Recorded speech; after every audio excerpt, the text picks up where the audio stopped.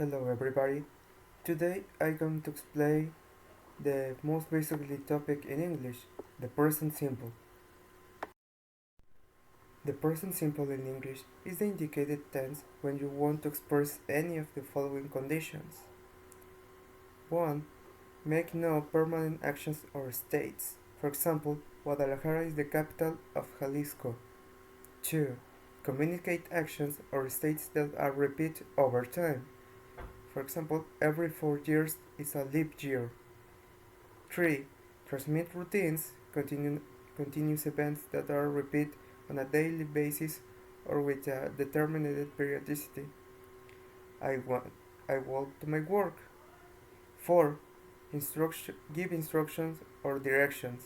Example, first smash the potatoes and then pour some milk. And 5. Mention events, commitments, or appointments that will occur in the future at a specific time and day. Next Saturday is my wedding, and I give you a tip. A common mistake is to believe that the present simple is used to talk about the actions or states that occur in the precise moment in which it is spoken. This is incorrect. For this situation, the present continuous is used. Remember that. Now for the structure, in the affirmative form, it's composed by 3 parts: subject, verb, and complement. The subject will be I, you, he, she, and the others. The verb can be any action, for example, walk, buy, and others. The complement, for example, I walk every weekend. That's the complement. For the negative form, it's the same, with the exception we put the auxiliary do or does not between the subject and the verb. And for the interrogative, we use the do or does depending on the situation before the subject. And that's all. The conjugation. Well, I give you one example in the part of the structure, but I'm going to explain better now with example for the 3 forms. Affirmative, I, it's the subject, it's the verb, and a lot of fruits, it's the complement. In the negative form, the subject, I, the auxiliary do or does not, do not, and the verb eat, and the complement, a lot of fruits. Finally, the interrogative form, auxiliary do or does depending the case, like he, she, or it, is we use does. Well, the it, the verb, and the complement, a lot of fruits.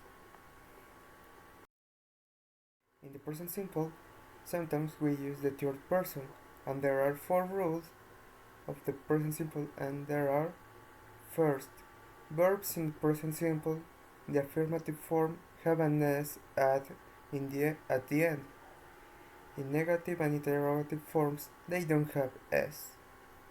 And with verbs whose ending is o, sh, ch, double s, x, c, we add s.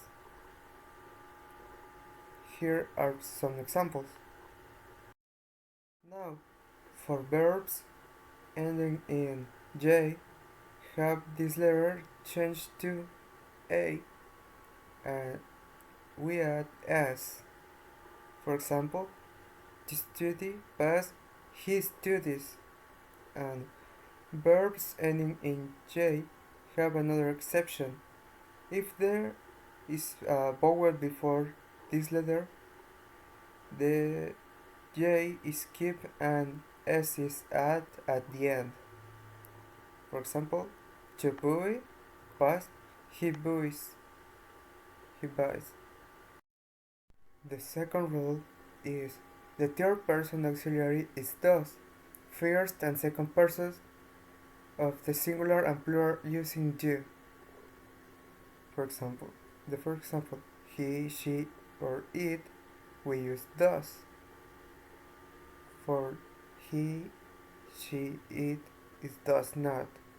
And for the interrogative form is does and then he, she, or it.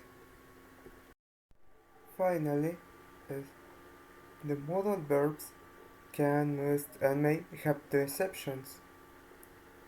The first, neither s nor s are add, and the second, the negative and the interrogative form don't use auxiliary do or does, but themselves, that is, can, the incorrect form.